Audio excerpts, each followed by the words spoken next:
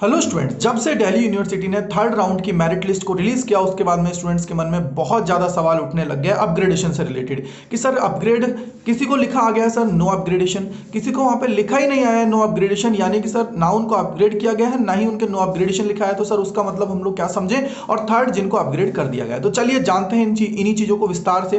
तो सबसे पहले मैं बात करता हूँ, जैसा आप लोगों को नीचे दिखाई दे रहा है कि अगर आप लोगों का थर्ड राउंड के अंदर अपग्रेडेशन कर दिया गया है तो आप लोगों को उसको एक्सेप्ट करना है, और एक्सेप्ट करने के बाद में आप लोगों का लिखा आएगा वहां पे ही जहां पे स्टेटस होता है वहां पे लिखा आ रहा है सर्टिफिकेट वेरीफाइड। सेकंड चीज है कि सर बहुत सारे स्टूडेंट जो सेकंड राउंड से थर्ड राउंड के लिए अपग्रेडेशन के लिए गए थे तो वहां पे अपग्रेडेशन उनको नहीं मिला और वहां पे लिखा आ गया नो अपग्रेडेशन। तो ये आप लोगों को नजर आ रहा होगा। और थर्ड जो है वो ये है कि सर हम लोग अपग्रेडेशन के लिए गए हैं लेकिन हमारा नो अपग्रेडेशन नहीं लिखा गया है, जैसा आप लोगों को दिख रहा है, और यहाँ पे लिखा हुआ है अपग्रेड, हमने इस डेट को क्लिक किया था।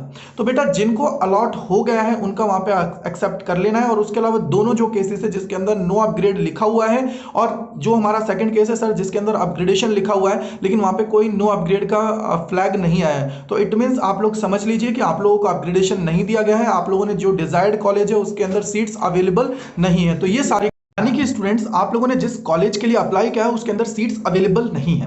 तो ये तीनों का मतलब है जो मैंने आप लोगों को बता दिया है। जिनके अपग्रेड कर दिया गया है वो अपग्रेड हो गए हैं, जिनके कुछ भी नहीं किया गया है और उनका जो पहले का कॉलेज है वही अगर मेंशन है तो इट मींस आप लोगों को अपनी जो जो पहली वाली कॉलेज है उसी को एक्सेप्ट करना है। उसके अलावा अपग्रेडेशन का आपके पास अब कोई मौका नहीं है। तो इसी प्रकार के अपडेट्स के लिए जुड़े रहिए अड्डा 24/7 CUT चैनल के साथ।